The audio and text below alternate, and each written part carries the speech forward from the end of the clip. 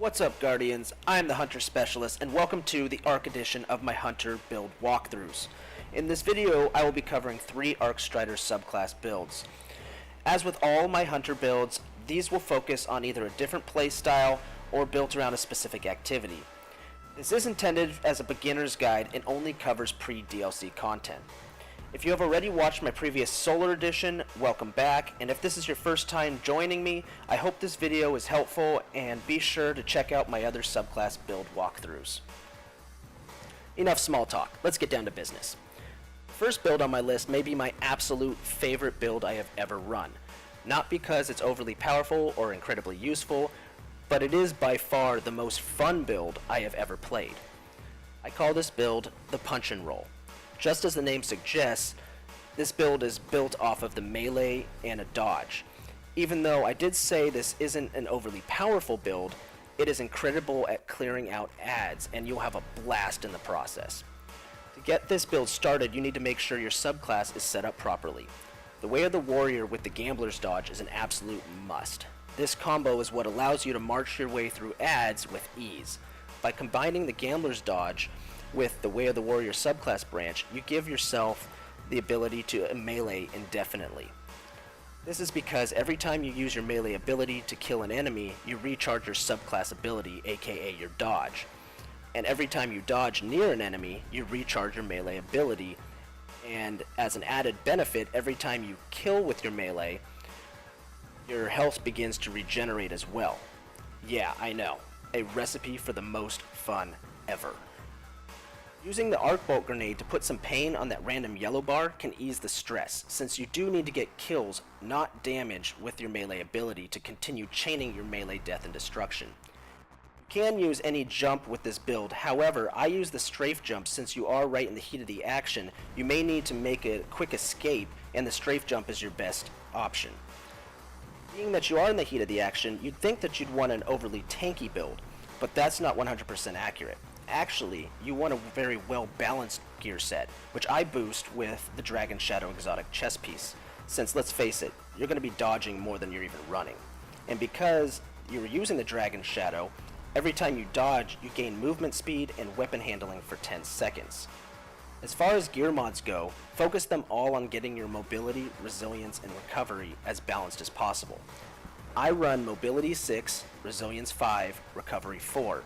I have found this to be a very comfortable setup. Make sure not to use any mods that boost class abilities and melee, since they recharge each other. Moving on to weapons, whatever you're used to will work, but remember, this is a close range build.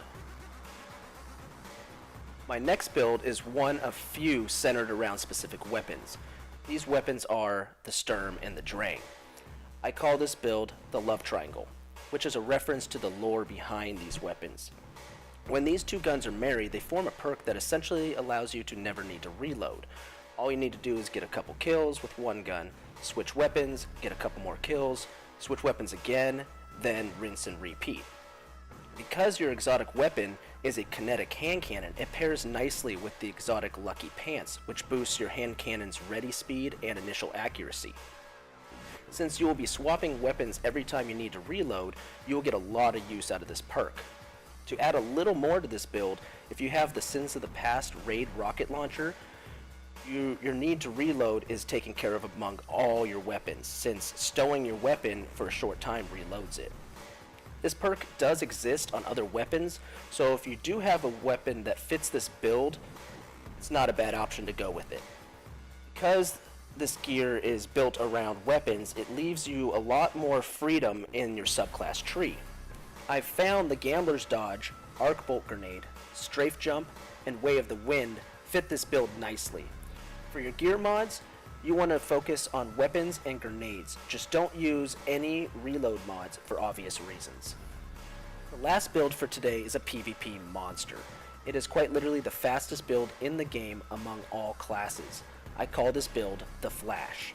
When I built this gear set, I had one thing in mind: speed. It is a build that will outrun anyone. In order to accomplish this task, I turned to the Stompy's exotic pants, which improves sprint speed, slide distance, and double jump. And I also turned to the Hunter exclusive sword, the Quick Fang, which makes you move faster while using it. The next thing you need to look at if you want to be the fastest is in your Arc Strider tree. Make sure you're in the Way of the Wind, since it gives you the perk Focus Breathing, which increases your max sprint speed, and also, as an added benefit, sprinting recharges your dodge. The other subclass perks are very beneficial, but in this build we're talking about speed, so we're just going to focus on that. You're going to want to go with Gambler's Dodge, and as far as grenades go with your favorite. Now, your mobility, resilience, and recovery are very important since the cap on each is 10. You want to balance these points out with mods to get the most out of your gear. I've managed to get 10 mobility, 5 resilience, and 2 recovery, which I've found to be perfect for the fastest build in the game. The reason these numbers work is because you're the fastest character in any PvP match, making retreat most definitely an option. Not only is it an option, but when played correctly, it's a strategic advantage. You may think, oh, I'm the fastest character in this match, I'll just run around as fast as possible, killing as many guys as possible. Wrong. That's how you're going to get yourself killed. This build is all about trickery.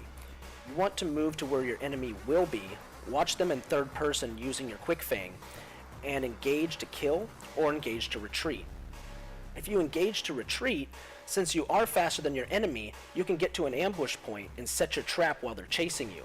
You'd be surprised about how many people will fall into your trap. Alright, that was 3 Arc Hunter builds.